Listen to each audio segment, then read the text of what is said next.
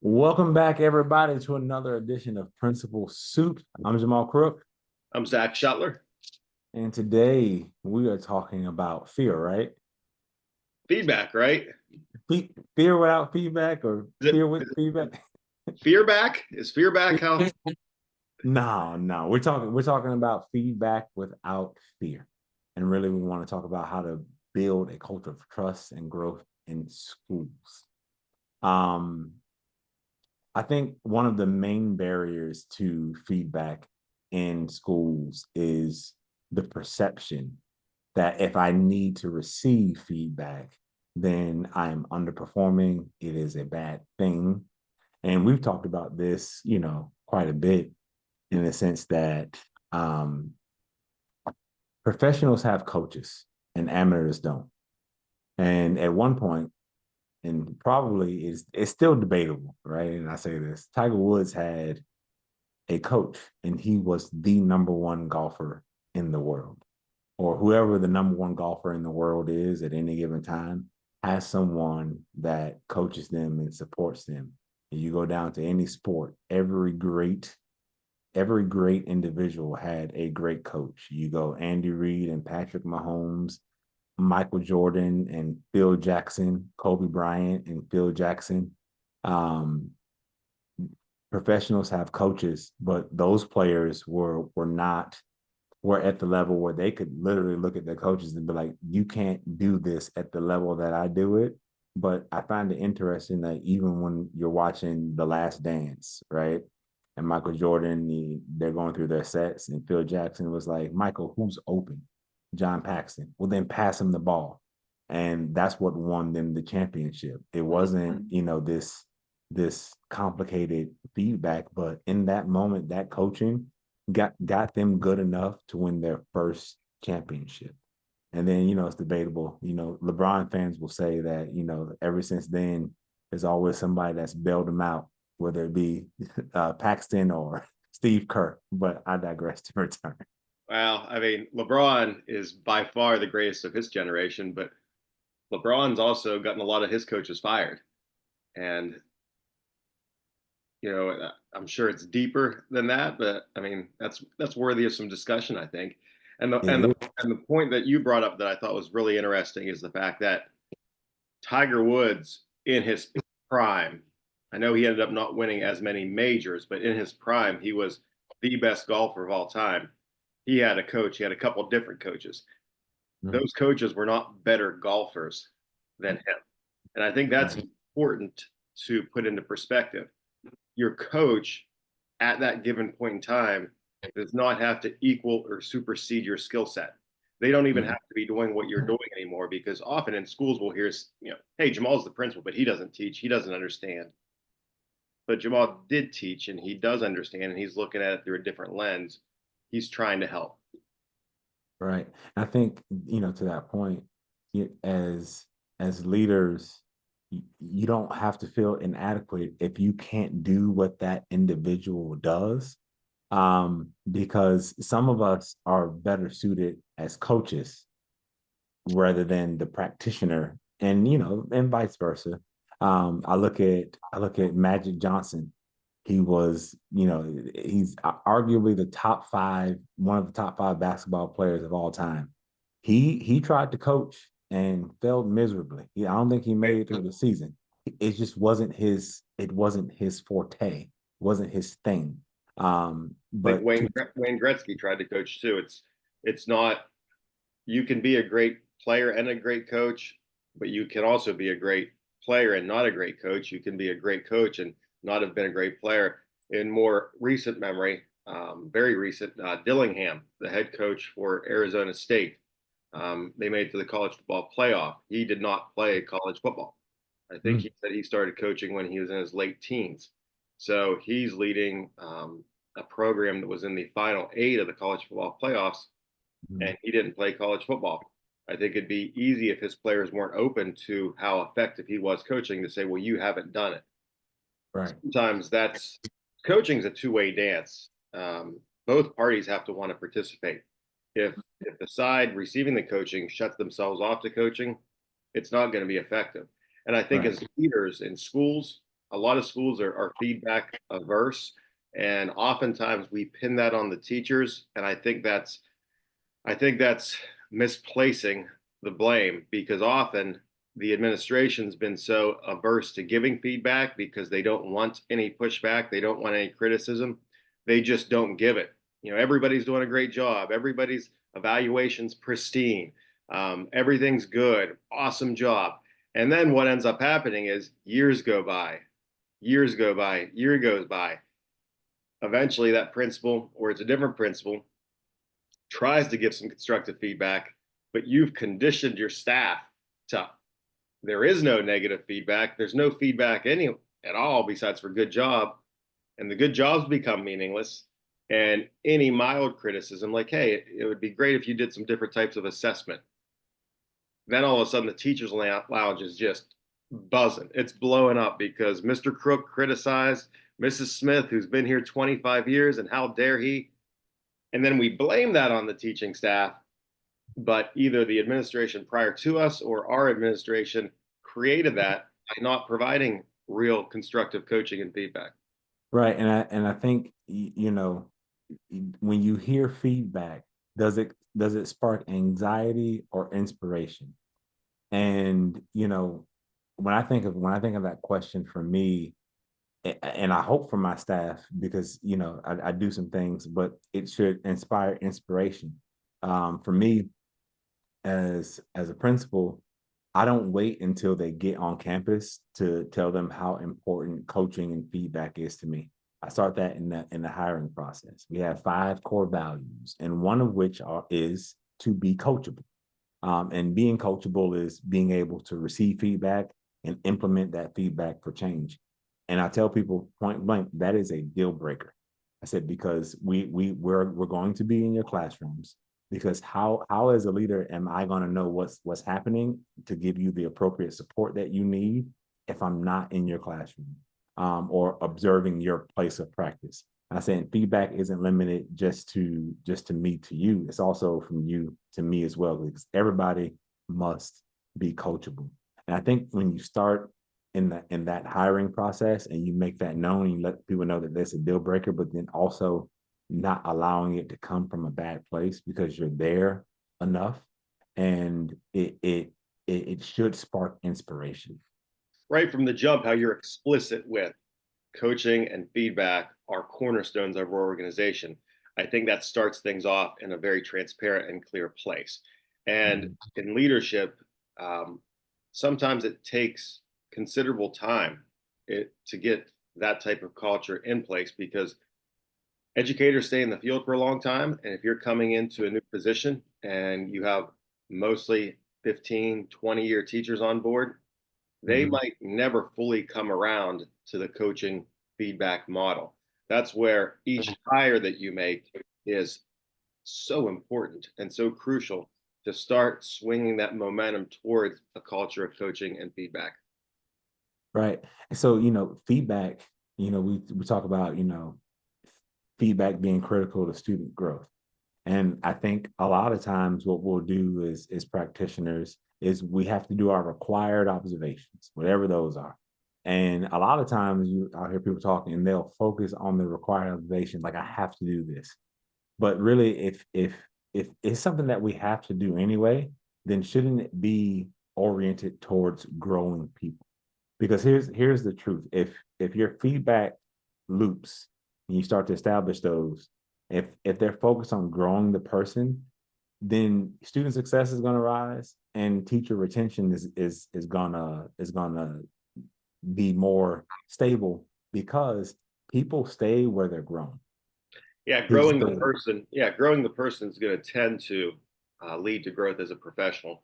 Growing simply the professional skills doesn't guarantee growing as a person, and Right. it's challenging because sometimes the tools that we have in place end up becoming barriers to that growth. I know, our evaluation system in Ohio is pretty rigid. It has the rubrics, and they're very much evaluated by the different unions. And Mhm. if you don't have a true culture of growth, teachers and administrators look at those rubrics as almost a game to be won. Hmm. So, for example, if it says, the teacher is proficient in establishing, parent contacts and parent communication, and you give them some feedback on that, and they don't score in the highest category. Sometimes, if you're not careful, the next evaluation or observation, the teacher will bring the evidence and it'll say, look, hey, this semester I made 20 parent phone calls. Now I deserve to be considered effective in that category. Well, that's not necessarily an indicator that you're becoming better at communication. That's an indicator that you made, 10 extra phone calls just to meet a mark on a rubric. Right. And that can become a barrier, I think, to that growth because people are trying to achieve the highest scores in the rubric as Right. opposed to just focusing on specific skill development. So to that point, one of the things that I try to do is twofold.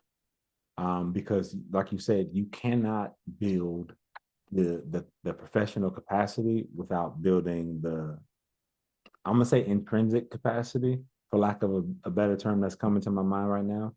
But so, like you said, we'll try to do a thing, but then what's the purpose behind the thing? So like having that why, but then also the data that's going on in the classroom. So for example, I had a teacher, and this happens several times in the last 4 years.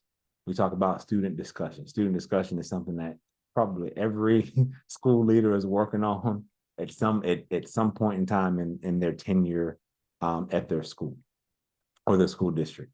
And then the teachers will say things like, the kids can't, kids won't, um, the kids don't know how to, or whatever the case is. And then what I always ask is there anything that you are afraid of, or like what are you afraid of? And it always comes back and they'll say, I'm afraid of releasing control to the class and not being able to get it back. That is my entry point to building the person and not necessarily the profession. Because then you start to address, okay, so now there's this fear of control, right? So how do we work through that as an individual or as a person? And then we start to give feedback to that, because there's you're coaching two different things at any given time. You're coaching their way of doing or their way of being. And being able to recognize when you're coaching their way of doing is just as important as you recognizing their way of being. Because if you impact their way of being and their thought process and their beliefs, then all of the other things will fall into place. If I believe kids can, if I believe that when I release them, they're going to come back. So as a leader, you also have to, like you said, build those things in that belief. But then that also translates to other things. Well, if I try to hear at the school and I have a control mechanism, then I'm going to be able to produce in my personal life as well. And those are things that you can also celebrate. And that power of belief goes up and down the organization. So if we want our teachers to believe in our students, we need to believe and must believe in our teachers. And often feedback, we default to believing that's negative, but some of the best coaching mechanisms, some of the best coaching strategies are there could be 1,000 things going wrong in that classroom, and you don't talk about any of it. You just say, hey, Jamal, I loved the way that you walked around the classroom and you delivered those instructions. Did you see how the students' eyes followed you as you moved? I love that. More of that, and things will go a long way. And then you build off of that. Because if you think back to any feedback that you received, when somebody told you how awesome something you did was, do you tend to do more of it or less of it? Need more of it. Yeah. Yeah. So we think sometimes as coaches that we gotta pick out one thing that they need to improve on. Well, what if we reframe that and say, let's pick out one thing that they didn't do much of, but the thing that they didn't do much of was really good, and how do we harness and shape and develop that? Right. And I think it's when I go into a classroom, or when you go into a classroom, I think it's very important for you to look at what's going well first. Try to write down 5 or 6 things that are going well. Even if you only get to three sometimes, if it's one of those situations. But just like you said, I've learned that when I go from a strengths based approach they do more of that. I remember my principal when I was AP, she she would always kind of pull me aside and tell me the things that I was doing well, the things that made me special. And I think, being under that style of leadership really helped me become who I am today, because when she told me I did something well, I did so much more of that than than I probably would have. And then it led to me having to do other things. Looking back, she was very strategic. So if she wanted to solve a problem over here, she would say I'm doing well over here because she knew that thing attached to the thing that I needed to improve in. So, she was always, getting two birds with one stone, as opposed to, hey, you need to improve in this, or you need to do this, you need to do that. It's very strategic. And then there's time and space for those things. But I think the approach of telling someone where they're great at, to your point, is significant. That's why it's really important when we get into coaching and feedback. It's not about the standard and rigid evaluation system. There's tons of research about thin slicing, and how if you spend literally 30 seconds, 60 seconds, a couple hundred times a year, observing a teacher or an employee, you're going to have a much better understanding of their strengths and weaknesses and where they need coached than if you just do, three 30-minute observations. And Right. we so often get locked into those three 30-minute observations and how important those are, when most of the research out there will say, hey, if you spend 3 minutes in three separate times a week in a classroom, that's going to have a bigger impact than a 60-minute observation three times a year. So one thing that I do, and my administrative staff does, is, a lunch break observations. I just named it that because everybody has 15 to 30 minutes in a day to go to the place of practice of the people that you're called to lead and support. If you take those, 15 minutes and go see, one or two teachers, right? Or you break that up into four, however you're gonna do four, 5-minute observations, and then, write their feedback. Take that 30 minutes and be thorough. But at my school, it's a rule of just two. You got 30 minutes in a day. You schedule your lunch break and you schedule your observations, and you go in and you provide feedback to whoever it is that you're observing, whether it be a coach in a coaching session or a teacher teaching their class. Is so important that we all provide each other feedback, coaching, and support. Let's talk, Jamal, about some times where feedback for you went well or went poorly, and always interesting hearing those personal stories. So so there was one time where I wanted to be I wanted to move into leadership. So I took a job as an avid coordinator. My principal at the time was giving non-evaluative feedback. It was the first time that I had a principal that was like saying, "Hey, I'm gonna come in your classroom and I'm gonna give you some non-evaluative feedback." Now, knowing what I know now, there's no such thing as non-evaluative feedback from your principal, right? It's all evaluative. But he came into the classroom and I was working on discussions.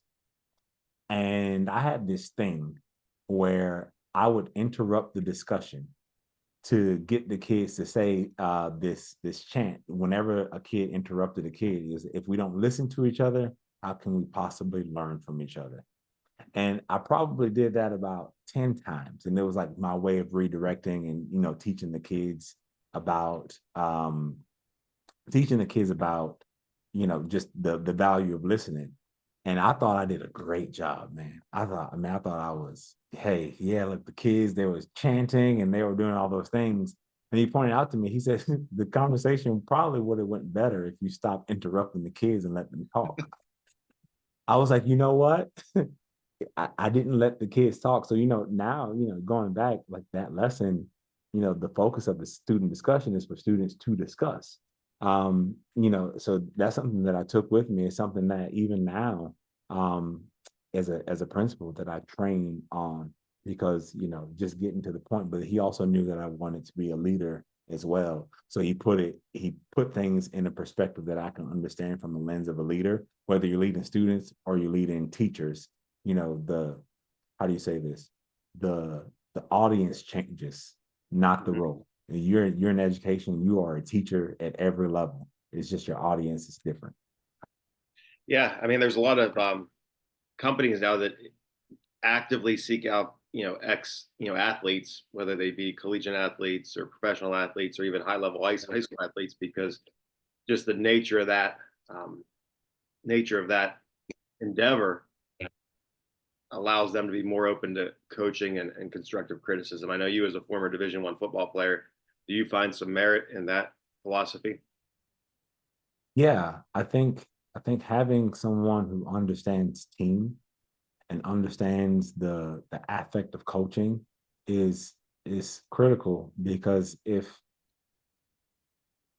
put it like this, and there are some schools, there's in some places that don't have meetings with their teachers, that don't come together for really any purpose or cause. And like we go home, we teach, and minister. Like it's very it's it's disconnected school from what from my purview.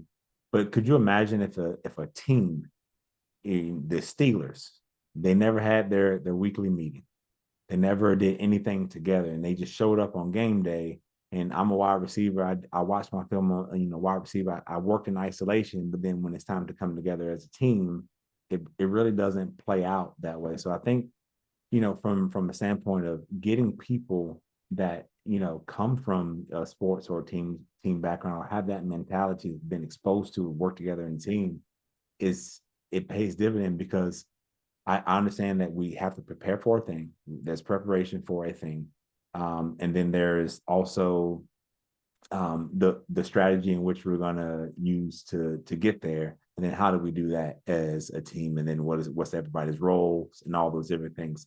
It helps you think in a different way. And schools are a team. Um, Schools are a team, and we have to continue to be teams.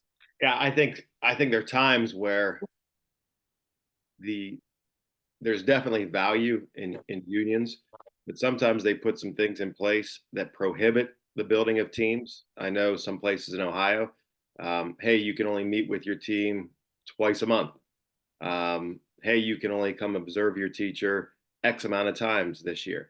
Can you imagine if you were trying to coach a professional football team and they say, hey, you're only allowed to meet with the team twice a month. You're only allowed to observe the wide receivers running their routes, 4 times, this year. It would be a mess of a team.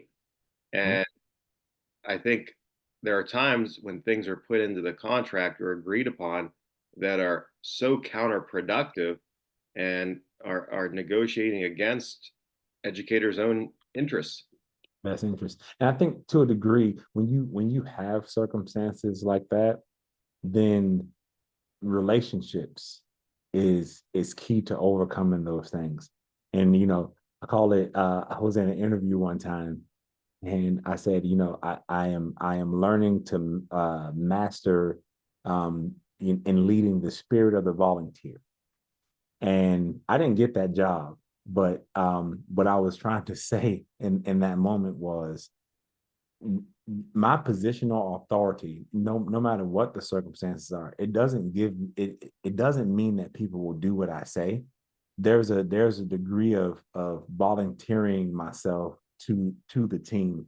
And feedback allows you, when you engage in regular feedback loops with your teachers or your staff or the people that you lead, it forces you to build relationships with those people because all kinds of things will come up. The more I talk to people, sometimes I have to tell people, hey, please.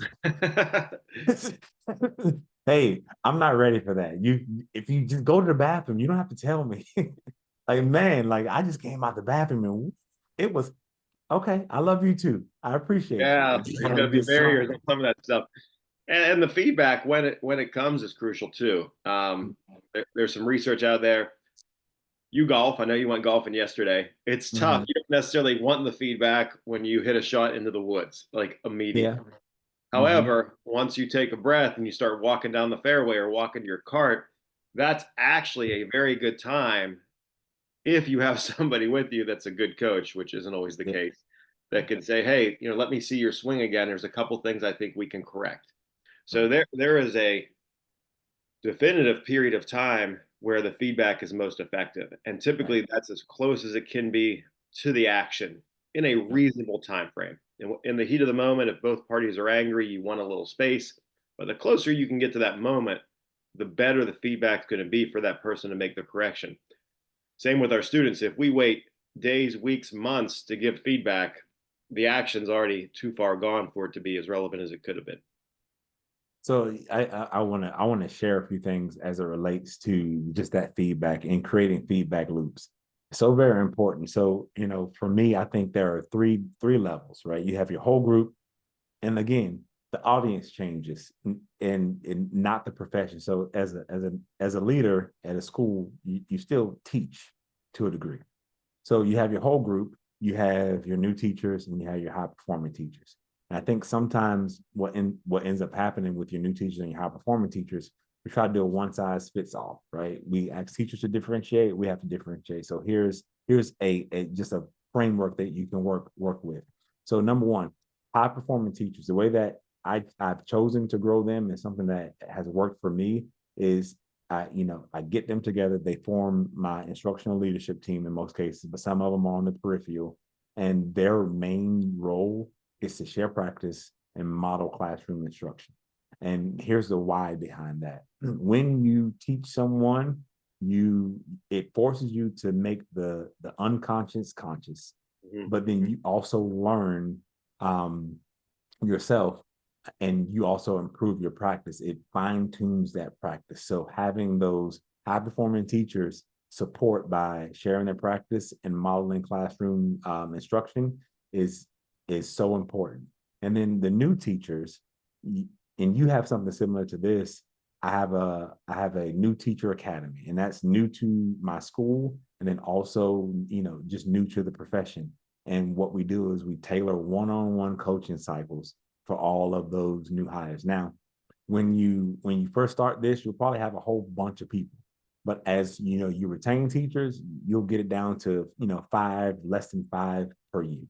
And then what you had, your whole group and your whole group instruction, it goes back to those high performing teachers and that instructional leadership team conducting instruction around identifying trends and then creating the professional development for the whole group. Here's what we're seeing that we need improvement on and empowering the teachers to then formulate those concepts and next steps for the entire staff. And then appropriately planning time for all those things to happen. And I say those things, and it goes back to this, and this is feedback for leaders. You can't do it all yourself. So you have to have other people involved in these processes, spearheading these things, whether they be coaches, your assistant principals, or even a teacher leader to help you with those things is going to be extremely important. Yeah, the more tiered the support is, the more likely it is to be successful. So, we have something called the SOAR program for all our teachers in years 1 through 4. So I'm involved with coaching and developing our teachers in that area. Our principals also help support that. And then part of the process, they go and they observe veteran teachers that are approved by the principals.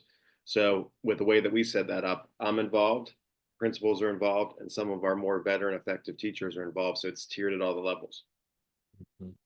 Yeah. So then talk to us just a little bit about just some principles that you have for constructive feedback. Well, I think the most effective type of feedback is when there's already a strong relationship in place.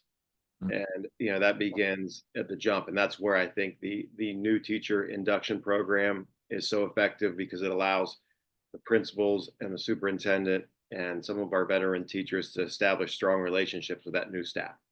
So once they know who you are and they know that you have their best interests in mind, I think it's more effective giving feedback because they know it's coming from a good place. So I think that would be unequivocally number one. Um, I think the second piece is understanding that this is, a two-way dance. It's what you mentioned at the very beginning. We're going to be very clear about, our intentions, and our intentions are to coach and support you. And if you have too many people on your team that aren't open to coaching and feedback, it's going to be a very limited team, has the potential to be a very toxic team. So you need to make sure you are very thorough with that hiring process where every single person you bring on is open to the feedback and the coaching. Because if that is non-existent, it's going to be a hard walk. And we know that these jobs are challenging.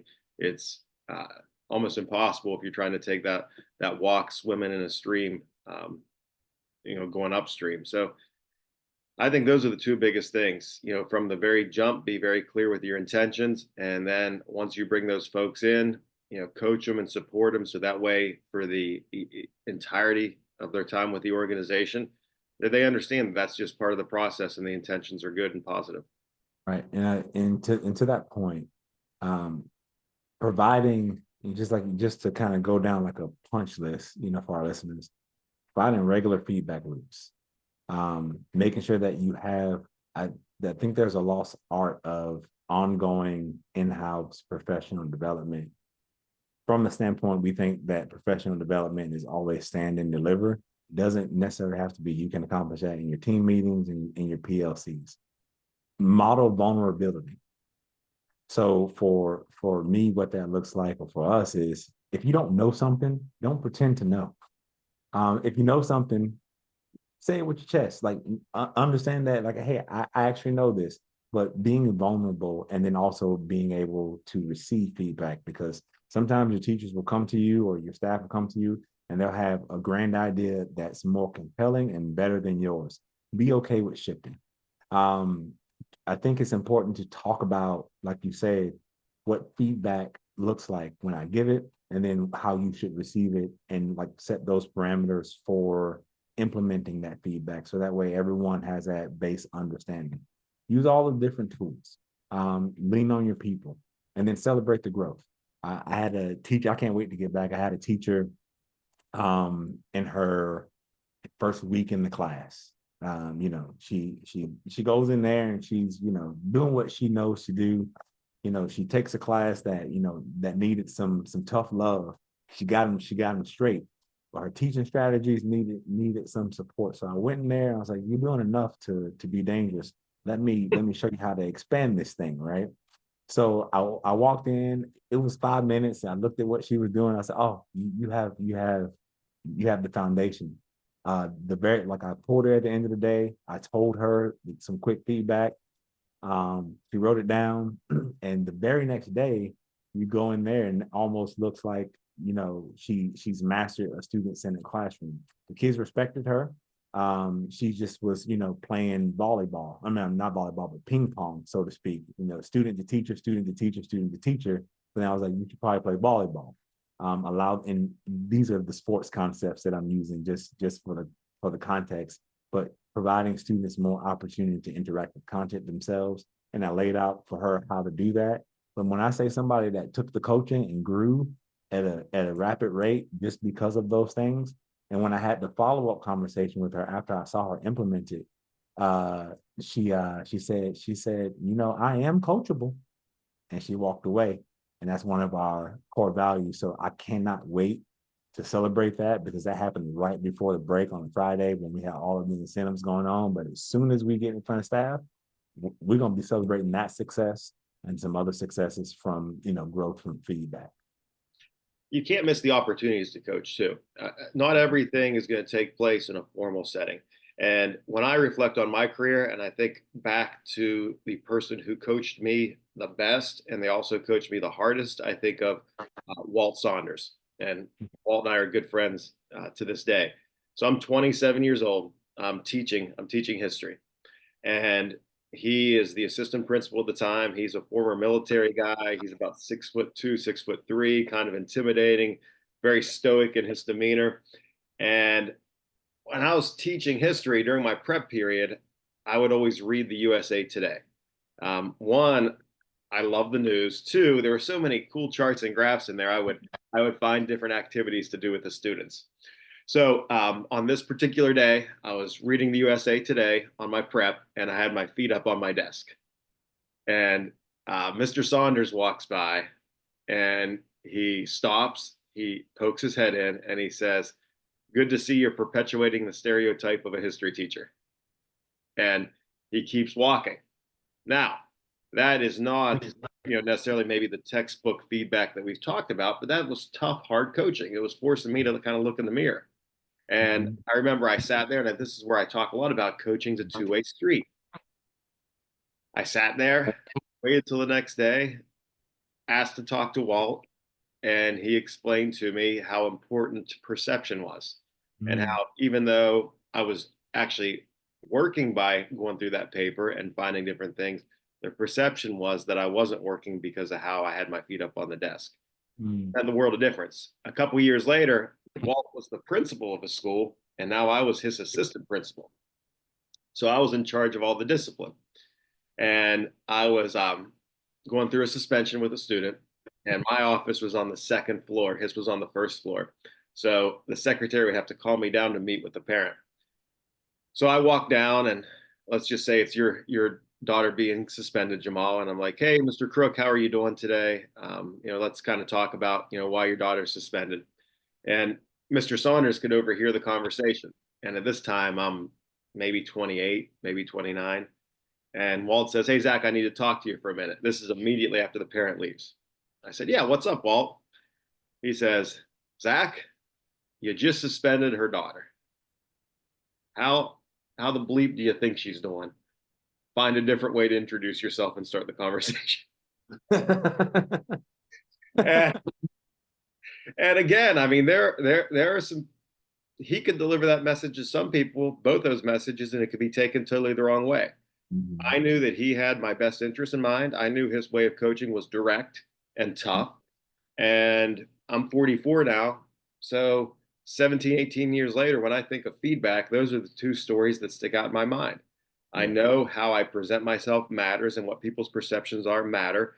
And I also know when you're dealing with touchy situations where it's kids involved, really think about the way that you want to start the conversation. If you're suspending somebody's kid, how are you doing today, Mr. Crook? When you had to leave work, I already know the answer to that question. Find a different way to introduce myself. Right.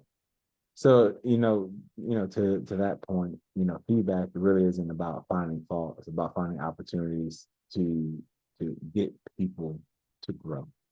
Mhm. Um, you know, and if we come from that place, then feed, feedback is easy. It's when we don't go see, it's when we don't go connect, is when we don't do the things that we know that we should be doing as it relates to growing our staff. It builds up, and then it becomes a got you, or you didn't do this or you didn't do that. But like you said, if we can recognize those opportunities and get into those moments, and we can get that feedback in a timely manner and quickly, not only are we going to develop relationships, increase retention, but our students are going to grow as a byproduct of our connections with our teachers and staff. Yeah. And when you look back in your life, the people that really loved you and invested in you were sometimes those who were the toughest on you. The people that always let everything that you did slide, they never held you accountable, they never pulled you aside, they never told you harsh truths. Do you typically have that fond of memories of them? They were nice, they didn't help me. Sometimes in the They, moment, you're like, man, that person's tough on me. I don't know if I like them. I don't know if they like me. Boy, 5 years, 10 years, 2 decades later, you're like, man, that person really invested in me. They really cared. It's kind of what they say. They say when the coach stops talking to you, that's when you should be worried.